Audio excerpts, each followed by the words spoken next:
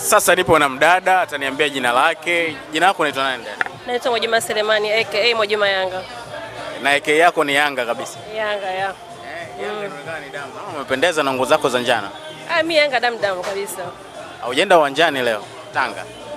Sijaenda uwanjani lakini niko sehemu natazama. Haya, okay sawa, hakuna shida. Mechi ya leo umeionaje kwanza? Wewe kama shabiki wa Yanga. Mechi ya leo ilikuwa ni ngumu. Mechi ya leo ilikuwa ni ngumu kwa sababu kule walipo kulikuwa na hali kidogo ya mvua na hisi hata umeona uwanja jinsi ulivyo. Lakini alhamdulillah. Mambo ni mengi ambayo yamefanyika uwanjani lakini alhamdulillah tumeshinda. Umeridhika na goli mbili?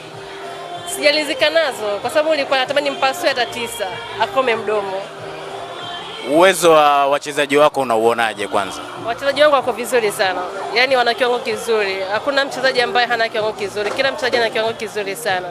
Sana na maperform vizuri sana. Unaelekea fainali na hapo tunasubiri Simba atakapocheza na Singida, nani atakuwa mshindi? Kati ya Singida na Simba nani unamtamani? Namtamani sana Simba. Yaani namtamani sana. Kwa nini unamtamani sana? Namtamani sana kome mdomo, nimkomeshe mdomo.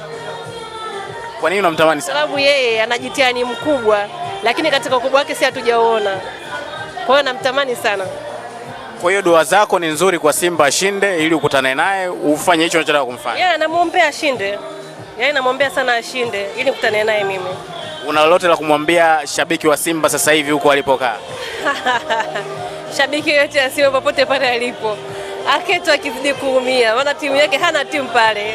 Timu mbovu kabisa ile, hana timu. Yaani hana.